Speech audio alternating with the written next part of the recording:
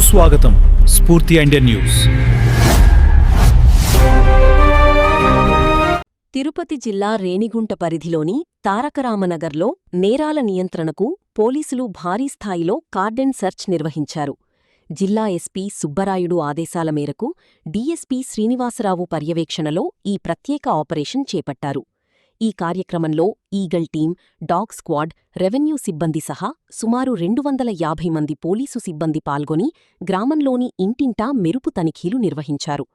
తనిఖీల సమయంలో అనుమానాస్పద వ్యక్తులను విచారించి వారి పూర్తి వివరాలను నమోదు చేయడంతో పాటు సరైన రికార్డులు లేని 169 ద్విచక్ర వాహనాలు మరియు 20 ఆటోలను పోలీసులు సీజ్ చేశారు.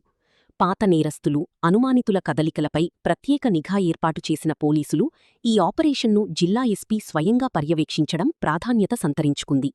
ఈ సందర్భంగా ఎస్పీ సుబ్బరాయుడు మాట్లాడుతూ, తారకరామనగర్లో దాదాపు 20,000 గృహ సముదాయం ఉండగా వేలాది మంది నివసిస్తున్నారని తెలిపారు. ప్రజల భద్రతను దృష్టిలో ఉంచుకుని ఈ కార్డెన్ సెర్చ్ నిర్వహిస్తున్నామని, ప్రజలు దీనిని సానుకూలంగా స్వీకరించాలని సూచించారు.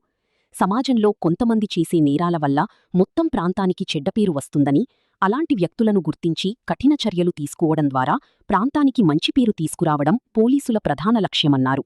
గతంలో ఈ ప్రాంతంలో నేరాల సంఖ్య ఎక్కువగా ఉండటంతో ఔట్పోస్ట్ ఏర్పాటు చేసినట్లు గుర్తుచేసిన ఆయన, వివిధ ప్రాంతాల నుంచి అద్దెకు వచ్చి నివసిస్తూ నేరాలకు పాల్పడిన వ్యక్తుల కారణంగా చెడ్డపేరు వచ్చినట్లు తెలిపారు. ప్రస్తుతం ప్రజల సహకారంతో పరిస్థితి మెరుగుపడిందని పేర్కొన్నారు. ఇకపై అనుమానాస్పదంగా తిరిగే వ్యక్తులు లేదా అద్దెకు వచ్చే కొత్త వ్యక్తుల వివరాలను తప్పనిసరిగా ధృవీకరించాలని ప్రజలకు సూచించిన ఎస్పీ, నేరాలకు పాల్పడే ఉద్దేశ్యంతో ప్రాంతానికి వచ్చిన వారిని, పాత నేరచరిత్ర ఉన్నవారిని వెంటనే గుర్తించి చట్టపరమైన చర్యలు తీసుకుంటామని హెచ్చరించారు. ప్రజల సహకారంతోనే నేరాలను పూర్తిగా నియంత్రించగలమని స్పష్టం చేస్తూ, భవిష్యత్తులో కూడా ఇలాంటి కార్డెన్ సర్చ్ ఆపరేషన్లు నిరంతరం కొనసాగుతాయని తెలిపారు. ఈ భారీ తనిఖీల్లో పలువురు పోలీస్ అధికారులు, సిబ్బంది పాల్గొన్నారు.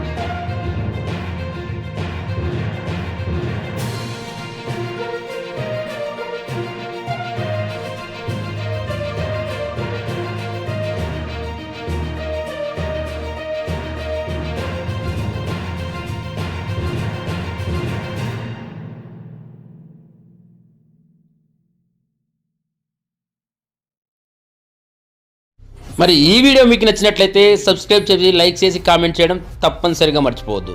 Thank you watch.